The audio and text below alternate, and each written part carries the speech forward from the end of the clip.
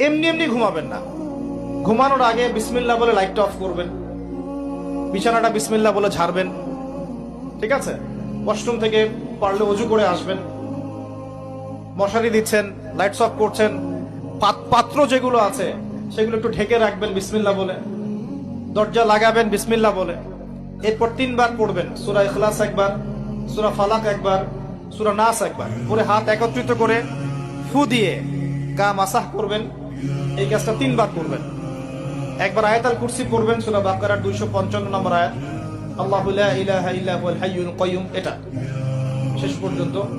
এরপর সূরা বাকারার শেষের 3টা আয়াত পড়বেন, লিল্লাহি মা ফিস সামাওয়াতি, এখান থেকে ফানসুরনা আলাল কওমিল কাফিরিন পর্যন্ত।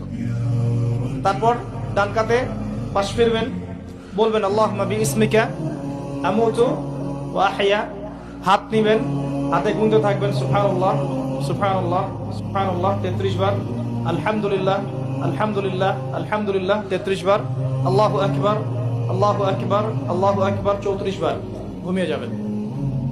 এখন যদি আপনি 6 ঘন্টা ঘুমান, আপনি নবী সাল্লাল্লাহু আলাইহি ওয়াসাল্লামের সুন্নত অনুযায়ী ঘুমিয়েছেন, প্রত্যেক ঘন্টা ঘুমানোর জন্য আল্লাহ আপনাকে নেকি দিবে ইনশাআল্লাহ।